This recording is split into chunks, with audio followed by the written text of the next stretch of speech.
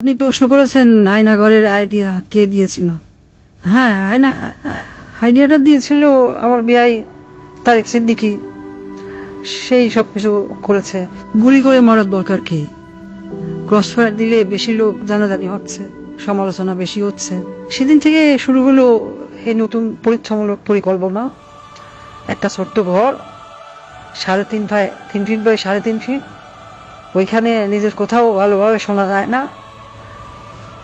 হ্যাঁ, আমরা প্রথমে কিছু বিরোধী নেতাকে তুলে আনলাম, এই বিএনপি, জামাত, ছাত্র শিবির, ছাত্রদল, কিছু সাংবাদিক। ওদের দেখা হলো সেই আয়না ঘরে। প্রথমে কয়েকদিন ওরা দেয়ালে ঘুষি মারত। আমাকে ভিডিও কলে দেখানো হলো, ভিডিওতে আমাকে দেখানো হলো ওরা দেয়ালে ঘুষি মারত, দল্লা ঠেলে বেরোনোর চেষ্টা করছে। তারপর কিছুদিন দেখি শুধু উপরের দিকে তাকিয়ে থাকে। তারপর এক সময় ক্লান্ত হয়ে শুধু উপরের দিকে তাকিয়ে থাকতো। প্রথম কিছুদিন কেউ বুঝতে পারতো না কতটা সময় গেছে, কয়দিন তাদের আটকটা হয়েছে।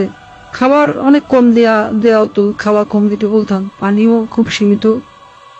কেউ কেউ নিজের আয়নায় নিজের প্রতিবিম্বকে দেখে সূত্র মনে করত, নিজেকেই আক্রমণ করা শুরু করলো।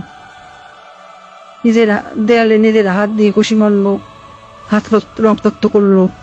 আমার সবচেয়ে সুন্দর দৃশ্য ছিল যখন একজন সাংবাদিক, কি যেন ওর নাম, হ্যাঁ মাসুদ, নিজের নখ দিয়ে নিজের মুখের চামড়া ছিঁড়ে ফেলা চিৎকার করছে।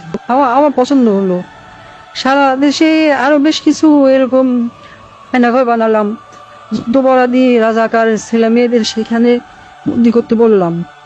মাঝে মাঝে 2-1জনকে ছেড়েও দিতাম। ফিরে এসে কেউ কিছুই বলতো না, ওইভাবে বলে দিয়েছিলাম যেন কেউ মুখ না খোলে। ব্যাস, সাপও মরলো না, লাঠিও ভাঙলো না। মানুষ ভাবলো যান বাঁচাতে স্বেচ্ছায় আত্মগোপন করেছিল, কিন্তু আমার আসল শক্তি ছিল প্রচারণায়। আমার দলের নেতাকর্মীরা, তারাও এই ব্যাপারটা বিশ্বাস করতে পারে। সত্যকে আমরা এমন ভাবে ধামাচাপা দিয়েছি কেউ বিশ্বাসই করতে পারছে না আয়নাঘর আসলে ঘর বলতে সত্যি কিছু ছিল।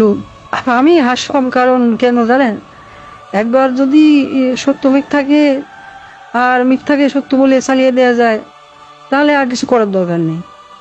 মানুষের মনে সন্দেহ ঢুকিয়ে দেওয়াই যথেষ্ট। আমার বাবা বলতেন, একবার যদি কেউ নিজের চোখে দেখা জিনিসকে সন্দেহ করতে শেখে, তবে সে নিজের জীবনের উপর বিশ্বাস রাখে না। তখনই তুমি তাকে সম্পূর্ণ দখল করে দিতে পারবে। আমি তাই করেছি। আমি তাদের মনের উপর শাসন করেছি। আমি তাদের কল্পনাকে বন্দি করেছি। হাস্তায় আজও মানুষ সন্দেহ করে আয়না ভালো বলে সত্যিই কিছু ছিল।